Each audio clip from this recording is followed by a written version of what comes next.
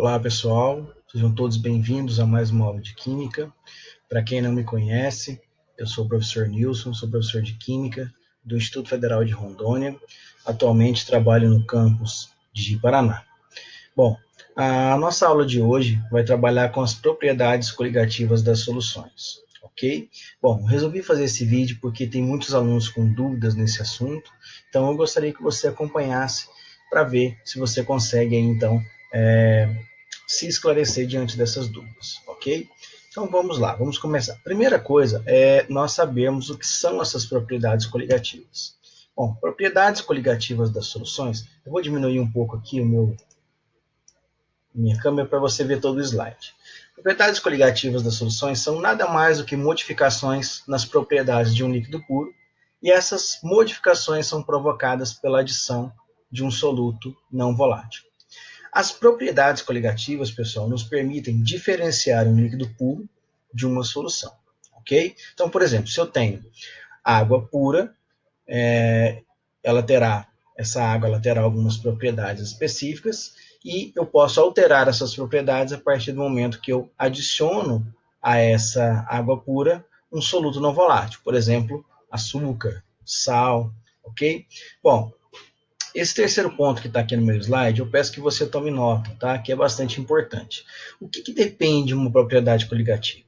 Uma propriedade coligativa, também chamada de efeito coligativo, depende exclusivamente, tá? Guarde isso aí, depende exclusivamente do número de partículas presentes na solução. Em outras palavras, eu posso dizer o seguinte, que quanto maior for a concentração da minha solução, maior será o nosso efeito coligativo, ok? Então guarde isso, quanto maior a concentração, maior a intensidade do nosso efeito coligativo. Belezinha?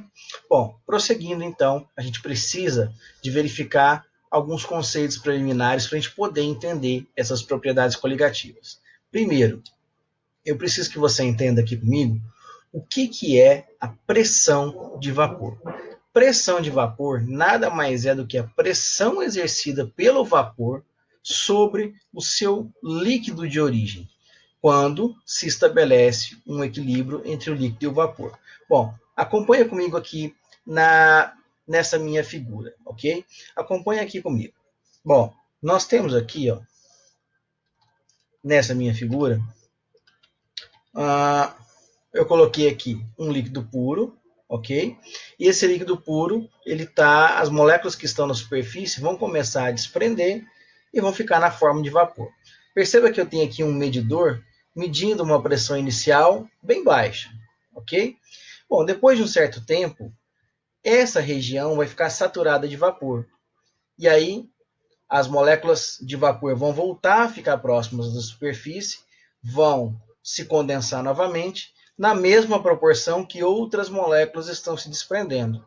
Quando isso acontece, eu digo que eu tenho um equilíbrio entre o líquido e o vapor. E esse vapor, fazendo uma pressão sobre esse líquido aqui, é o que eu chamo de pressão máxima de vapor. Se você observar aqui, ó, a minha pressão aqui no meu medidor já aumentou um pouquinho, ok? Já aumentou aí consideravelmente em relação ao meu estágio inicial, ok? Bom, mas por que é interessante nós verificarmos essa grandeza chamada de pressão de vapor? Pessoal, essa grandeza chamada pressão de vapor é uma grandeza que nos mostra a tendência de um líquido evaporar, ok? Então, qual a relação que isso tem, que a pressão de vapor teria com um líquido evaporar? Por exemplo, comparando água e álcool. A água, ela evapora com menos facilidade em relação ao álcool. Então, se eu deixar um frasco de água aberto, um frasco de álcool aberto, eu vejo que depois de alguns instantes, o álcool vai ter evaporado mais rapidamente do que a água. Sendo assim, eu posso dizer que o álcool teria uma maior pressão de vapor, ok?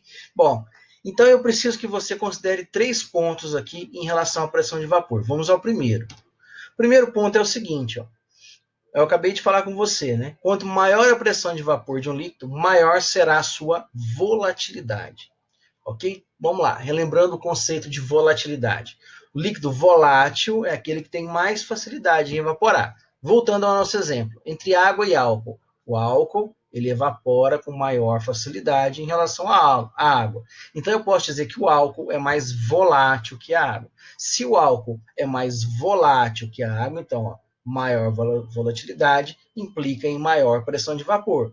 Maior pressão de vapor indica maior volatilidade. Então, maior volatilidade, maior pressão de vapor. Também posso pensar que maior pressão de vapor indica maior volatilidade. Então, se o álcool ele tem uma pressão de vapor maior, ele é mais volátil do que a água, ok? Se ele é mais volátil que a água, ele tem uma pressão de vapor maior que a água, ok? Bom, aqui, ó, para ilustrar, eu trouxe aqui uma figura. E essa figurazinha aqui está mostrando aqui a água, vapor de água, com uma pressão de 17,5. Isso na temperatura de 20 graus Celsius. Na temperatura de 20 graus Celsius também, olha o meu segundo exemplo aqui. Eu tenho a etanol, que é o álcool, né, álcool comum, e vapor de etanol com 44 miligramas, né, correspondendo àquilo que nós conversamos agora. Se o etanol, o álcool, evapora com mais facilidade, logo ele tem maior pressão de vapor. Agora eu quero chamar a sua atenção para outro detalhe aqui. Perceba esse meu gráfico.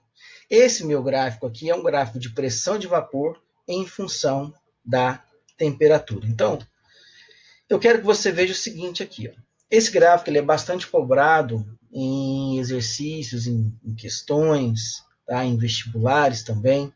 Então, esse tipo de gráfico aqui está mostrando o que para mim? Bom, ele está mostrando o seguinte. Ó. Se você perceber, eu tenho aqui o álcool, né, a curva do álcool e a curva da água. Perceba que esse gráfico, como eu já falei anteriormente, é de pressão de vapor por temperatura. E a curva do álcool aqui, ó, está acima da curva da água, indicando que a sua pressão de vapor é maior. Então, se porventura aqui, ó, eu marco aqui a temperatura de 20 graus Celsius, eu percebo que a pressão aqui do álcool da água é de 17,5 e a pressão aqui do álcool é de 44 milímetros de mercúrio, ok? Então, aqui, através desse gráfico, eu estou mostrando para você que a pressão de vapor do álcool é maior. Isso é facilmente perceptível, porque a curva está mais acima aqui. Suponha que agora eu queira acrescentar uma terceira curva, por exemplo, uma curva da acetona. Eu sei que a acetona ela é mais volátil ainda do que o álcool. Se ela tem uma volatilidade ainda maior, então se eu quisesse acrescentar a curva da acetona, vamos pensar comigo, será que ela viria abaixo da água, ela viria entre álcool e água, aqui nessa região, ou será que ela viria acima do álcool? Bom, se a acetona ela é mais volátil do que o álcool, significa que a sua pressão de vapor é maior. Sendo assim, a curva da acetona viria aqui acima do álcool, ok? Então é importante a gente saber interpretar esse gráfico. Por que a curva do álcool está acima da água? Porque o álcool tem maior pressão de vapor, ok? Belezinha, vamos ao segundo ponto agora, que é importante a gente saber sobre essa questão da pressão de vapor. Bom, a pressão de vapor ela se relaciona com a temperatura da seguinte maneira. Quanto maior a temperatura, maior será a pressão de vapor. Vamos à nossa ilustração aqui.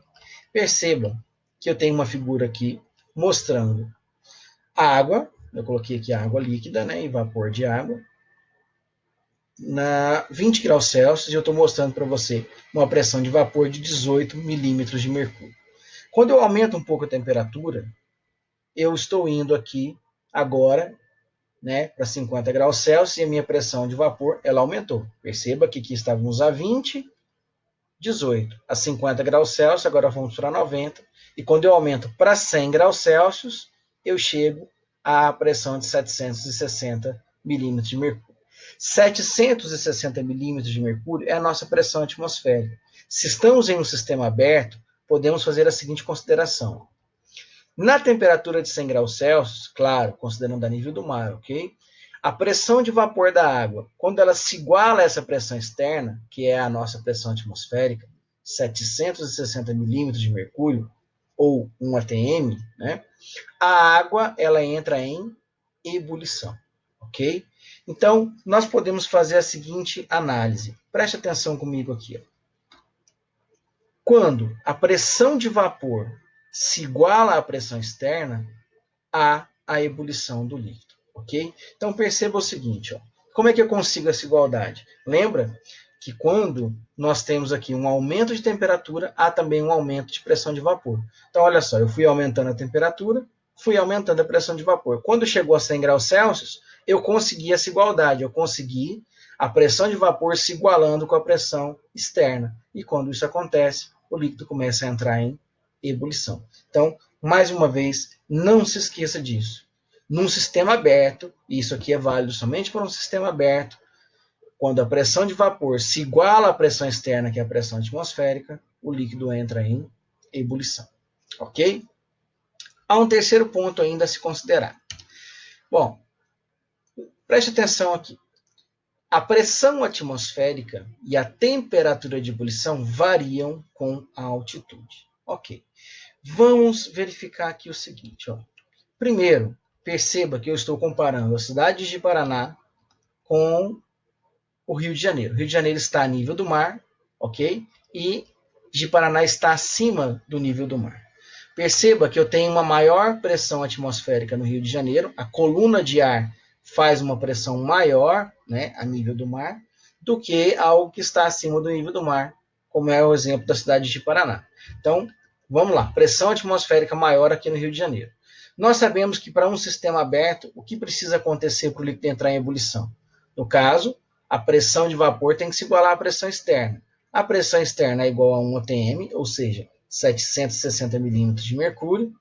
Por isso, então, a temperatura da água é 100 graus Celsius, porque a 100 graus Celsius eu consigo a pressão de vapor da água chegar a 1 atm, se igualando à pressão externa. Porém, quando eu tenho altitudes maiores, por exemplo, aqui a cidade de Paraná, que está acima do nível do mar, a minha pressão externa ela é menor do que os 760 milímetros de mercúrio, ela é menor do que 1 atm. Sendo assim, para eu atingir essa igualdade, eu vou precisar de uma temperatura um pouco menor. Então, enquanto aqui no Rio de Janeiro a água ferve aí a 100 graus Celsius, aqui em Paraná ela vai ferver a 99, 98, né? Depende aí da nossa altitude mesmo, ok? Bom, então eu quero que você se lembre o seguinte, tá? Vamos aqui com a minha análise, ó. Quanto maior a altitude, tá? Quanto maior a altitude, menor será a pressão atmosférica. Então, quanto mais alta eu tiver, menor a pressão atmosférica. E, consequentemente, menor será a temperatura de ebulição. Então vamos pensar o seguinte, lá no Everest, que é um lugar bem alto, o que vai acontecer?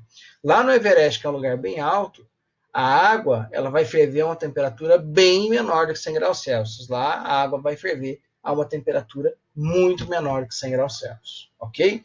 Então, sempre que eu tiver uma altitude maior do que a do nível do mar, consequentemente eu vou ter uma pressão atmosférica menor, o que vai me induzir a uma temperatura de ebulição menor, já que eu preciso atingir a igualdade, pressão de vapor sendo igual à pressão atmosférica. Se a minha pressão atmosférica é baixa, mais baixa do que a nível do mar, né, menor do que 1 atm, eu vou ter, então, que fazer o quê?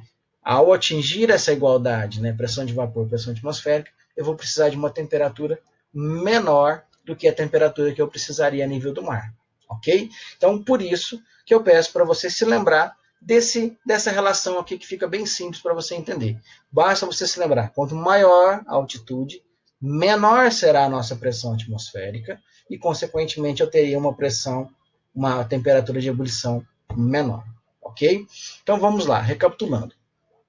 Por que é que um líquido entra em ebulição? Um líquido entra em ebulição porque a sua pressão de vapor se iguala à pressão externa, à pressão atmosférica. Isso contando que o sistema seja um sistema aberto. Porém, quanto maior a altitude, menor vai ser essa pressão externa, essa pressão atmosférica, então fica mais fácil de eu atingir essa igualdade, pressão de vapor igual à pressão externa. Sendo assim, eu vou precisar de uma temperatura menor para chegar a essa igualdade, ok? Bom, considerados então esses 3 pontos, eu preciso que agora você entenda o sistema fechado. O sistema fechado que eu vou falar com você é o sistema fechado que nós conhecemos como panela de pressão. É o sistema mais estudado e é o sistema que gosta de aparecer aí para você em provas, vestibulares e até mesmo no Enem, ok? Então vamos lá. Agora vamos partir do princípio que a panela de pressão é um sistema fechado, então a minha pressão de vapor do líquido, né, que eu estou chamando aqui de PV, terá que ser igual à pressão interna, que eu estou chamando aqui de Pint. Então, a pressão de vapor se igualando à pressão interna, o líquido entra em ebulição. Só que eu tenho que entender o seguinte, a pressão interna ela é muito maior que a pressão externa. Então, lá fora, né, da panela, a pressão é 1 atm, mas dentro da panela é maior do que 1 atm, maior do que aqueles 760 milímetros de mercúrio. Então, no interior da panela, o que vai acontecer? Se eu tenho uma pressão interna elevada, para eu conseguir essa igualdade, pressão de vapor sendo igual à pressão interna, eu vou precisar elevar a temperatura. Então, por isso, a água lá dentro, ela ferve a mais de 100 graus Celsius.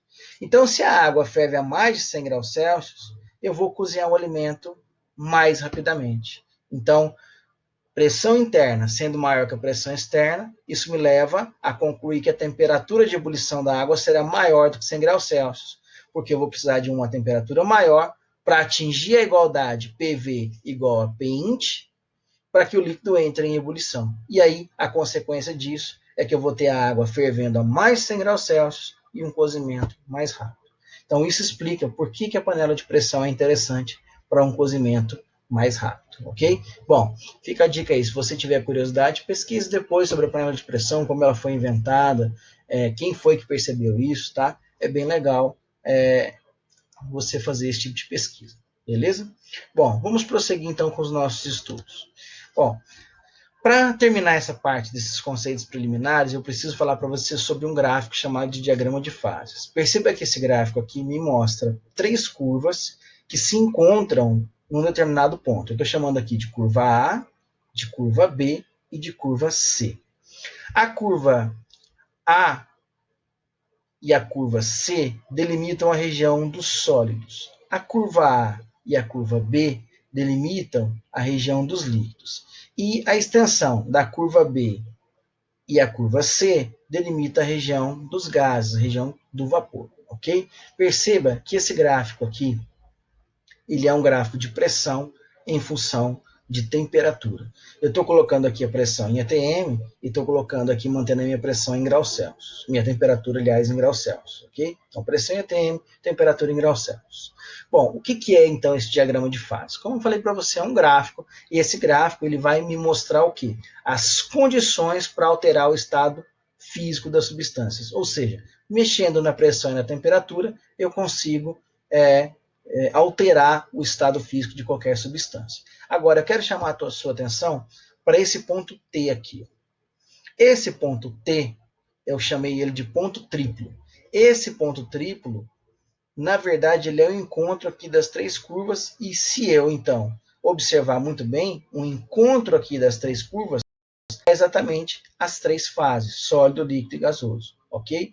Então, o que eu vou ter aqui? Se eu conseguir ajustar a pressão e ajustar a temperatura, eu consigo, então, fazer com que a minha substância tenha, ao mesmo tempo, as 3 fases. Então, as 3 fases, sólido, líquido e gasosa, vão coexistir no meu sistema.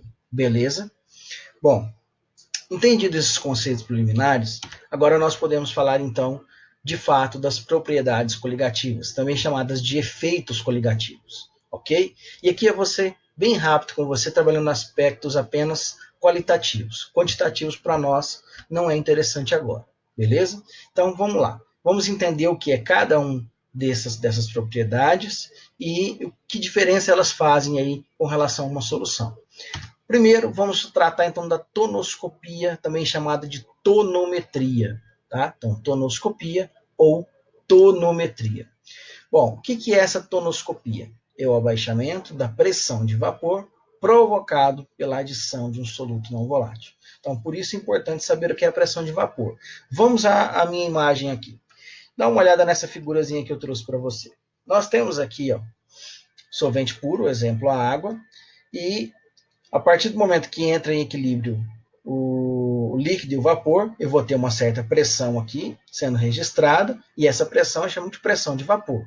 Beleza. Agora, quando eu verifico aqui, na minha outra figura, que eu tenho uma solução e não mais um solvente puro, por exemplo, água e glicose, eu percebo que a glicose é como se ela estivesse dificultando um pouco essa evaporação da água aqui. E aí eu registro aqui uma pressão de vapor menor do que como se eu tivesse com líquido puro, ok? Então, nosso primeiro efeito coligativo aqui é o efeito coligativo chamado de tonoscopia, ou também tonometria, que é o abaixamento, é a redução, é a diminuição da pressão de vapor.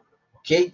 Vamos ao gráfico. O gráfico é sempre assunto bem importante, porque é sempre questão de prova, questão de vestibular, aparece no Enem, então preste atenção aqui. Ó. Pressão de vapor, olha esse meu gráfico aqui, no eixo Y, pressão de vapor, no eixo X, temperatura que está em graus Celsius. Ok? Geralmente a temperatura vem em graus Celsius. Bom, perceba que eu tenho aqui a curva do meu solvente puro, é a curva aqui tracejada, e a curva pontilhada já é a curva da minha solução, ok? Então, perceba que do solvente puro para a minha solução, houve uma queda, a curva derrapou aqui para baixo, mostrando para mim o efeito tonoscópico, ok?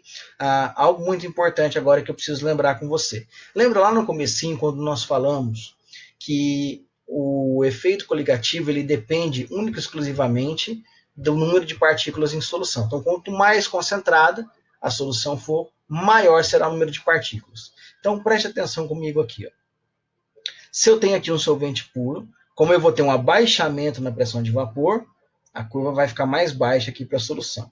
Se eu tivesse uma solução mais concentrada do que essa primeira solução aqui, a curva viria ainda mais abaixo, ou seja, quanto mais concentrada a solução for, mais baixa essa curva vai ser. Então, se eu estiver comparando várias soluções, basta eu verificar, claro, considerando que esses solventes sejam todos de natureza molecular, ou que sejam todos de natureza iônica, com a mesma concentração, com o mesmo número de partículas na solução. Então, quanto mais concentrada for essa solução, quanto mais partículas tiver, maior será esse efeito coligativo, e aí, consequentemente, eu vou ter curvas cada vez mais baixas em relação ao solvente puro. Ok? Bom, então esse é o nosso primeiro efeito coligativo, chamado de tonoscopia. Vamos ao segundo. O segundo efeito é chamado de ebulioscopia ou ebuliometria. O que é essa ebulioscopia? Atenção ao conceito aqui. É o aumento da temperatura de ebulição provocado pela adição de um soluto não volátil. Então, aumento, perceba que agora é o aumento da temperatura de ebulição. Também, é claro, provocado pela adição de um soluto não volátil. Lembra que eu te falei que todos esses efeitos coligativos, essas propriedades coligativas, elas são provocadas pela adição de um soluto não volátil. Bom, então, vamos à minha ilustração aqui. Eu tenho aqui uma ilustração mostrando para você dois frascos que estão sendo aquecidos. O primeiro frasco aqui se trata de um líquido puro. Então, ele vai entrar em ebulição a uma certa temperatura. Agora, quando eu comparo esse líquido puro a uma solução, nós estamos verificando aqui o seguinte, ó, que essa temperatura de ebulição ela é bem maior, tá? Quando comparada aqui, bem maior não, vamos dizer que ela é maior do que a temperatura de ebulição do líquido puro, ok? Então, devido à adição desse soluto não volátil, o que vai acontecer? Eu vou ter uma temperatura de ebulição maior do que se eu tivesse somente o líquido puro. E aí, eu posso falar novamente do gráfico aqui. Ó. Novamente, a curva tracejada aqui é o líquido puro, pontilhado aqui é a solução. Então, perceba que aqui, comparando o líquido puro com a solução, e nós falamos que a curva da solução é mais baixa porque já teve a queda na pressão de vapor. Então, além da redução da pressão de vapor, eu observo também o fenômeno da ebulioscopia, onde eu vejo aqui a temperatura de ebulição aumentando. Perceba aqui o sentido da seta, mostrando que T0 aqui é menor do que T. Então, essa temperatura T, que é a temperatura da solução, temperatura de ebulição da solução, ela é maior do que T0, que é a temperatura de ebulição do líquido puro. Então, a esse efeito, nós chamamos aí de ebulioscopia ou ebuliometria, ok? Bom, É claro que esses não são os únicos dois efeitos que eu tenho. Eu ainda tenho mais um terceiro efeito, que é a crioscopia, também chamado de criometria. O que é a criometria ou crioscopia? É o abaixamento da temperatura de congelamento. Então, guarde aí. Ó. Abaixamento, redução, diminuição da temperatura de congelamento, provocado também pela adição de um soluto não volátil. Vamos à minha ilustração aqui novamente para ficar bem claro para você. Perceba que agora eu tenho aqui um líquido puro que vai se congelar a uma determinada temperatura. Porém, se eu comparar aqui uma solução, né, vamos supor que eu tenho aqui a água, a gente sabe que a água congela a 0 graus Celsius. Agora, se eu tiver uma solução de água com açúcar, por exemplo, eu vou congelar isso a uma temperatura menor, sei lá, de repente, menos 3, menos 5 graus. Ou seja, a solução ela congela a uma temperatura menor do que o líquido puro. E para observar isso, eu vou lembrar você aqui do diagrama de fases. Lembra que nós conversamos que aqui, né, entre a curva A e a curva C é a região dos sólidos, entre a curva A e B do líquido, e entre a curva C e B é a região do vapor, dos gases. Então, presta atenção aqui. Ó. A curva A, pessoal, é a curva, né, que está entre aqui o sólido e o líquido. Então, é a curva de congelamento, que mostra os pontos de congelamento. Então, quando eu tenho aí, aqui em verde, né, quando eu tenho aqui o efeito crioscópico, por exemplo, eu observo aqui, através da seta 3, que está tendo uma diminuição dessa temperatura de congelamento, por isso a curva também derrapa aqui para ficar abaixo da curva A. E aí, pelo diagrama de fases também, eu consigo observar a tonoscopia e a bulioscopia, porque esse braço aqui, ó, da curva, a curva B, nada mais é do que aqueles gráficos que eu te mostrei lá na tonoscopia e na ebulioscopia. É esse pedaço aqui da curva chamada de diagrama de fases. Então, observe aqui, ó, na curva B, em vermelho aqui eu tenho o líquido puro, e em verde eu estou observando aqui através da seta 1 a queda na pressão de vapor, que é a tonoscopia. E, ao mesmo tempo, um aumento na temperatura de ebulição, que a gente já conversou, que é a ebulioscopia. Ok, pessoal? Tranquilinho até aí? Bom, se você achar interessante, né, dê uma pausa aí, vá lá, tome uma água, né, respire um pouquinho e volte para a nossa última propriedade coligativa, ok? Muito bem, pessoal. Então, voltamos agora para entender a nossa última propriedade coligativa. Porém, eu preciso que você, antes de mais nada, relembre comigo alguns conceitos. Conceito de osmose. Osmose nada mais é do que a passagem de solvente de um meio menos concentrado para um meio mais concentrado. Guarde isso, meio menos para o meio mais concentrado. Agora, é muito importante que você se lembre o seguinte: para essa passagem acontecer, eu preciso de algo que chama-se membrana semipermeável. Anote isso aí, isso é muito importante. Para que você entenda a osmose, então, eu preciso que você entenda que há uma passagem de solvente de um meio menos concentrado para um meio mais concentrado, através de uma membrana chamada de membrana semipermeável. Ah, professor, por que esse nome membrana semipermeável? É semipermeável porque ela deixa somente o solvente passar, ok? Então vamos lá. Observa comigo aqui a nossa figura. Observe que eu tenho aqui, ó, uma solução menos concentrada, ok? Perdendo o solvente para uma solução mais concentrada. Então, lembra que nós falamos que eu tenho, então, a osmose acontecendo de um meio menos concentrado para um meio mais concentrado, e aqui no meio em cinza, eu estou mostrando para você a nossa membrana semipermeável, que é essa barreira que deixa somente o solvente passar. Com o tempo, o que você acha que vai acontecer? Olha só, com o tempo, a solução que estava menos concentrada, como ela perdeu o solvente, o que vai acontecer? Ela vai ter uma redução de volume aqui. Consequentemente, se ela está perdendo solvente, ela vai ter um aumento de concentração. Então, reduziu o volume, consequentemente, aumentou a concentração. Do outro lado aqui, ó, a solução está ganhando solvente. Se ela está ganhando solvente, ela vai ter um aumento de volume, claro. E se eu estou ganhando solvente, eu estou diluindo a solução, está aumentando a quantidade de solvente, então a concentração vai abaixar. Esse fluxo aqui vai parar quando as duas soluções se equilibrarem, ok? E aí, então, cessa-se esse fluxo. Belezinha?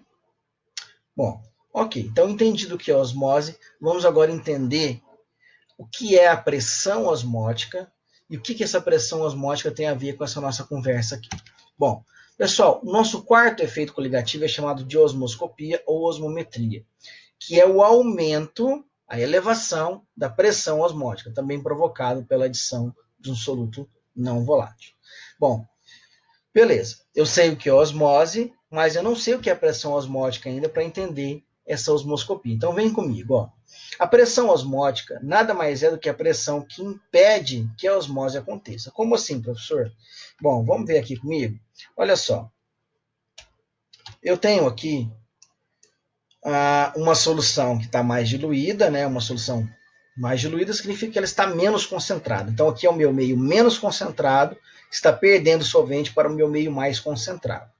Bom, o que deveria acontecer? A solução que está diluída aqui, ela está perdendo solvente, então deveria diminuir o volume e aumentar o volume aqui da solução mais concentrada. Porém, o que eu observo é que eu coloquei aqui, ó, um êmbolo, né, um tampão aqui, e eu estou exercendo uma certa pressão sobre esse tampão.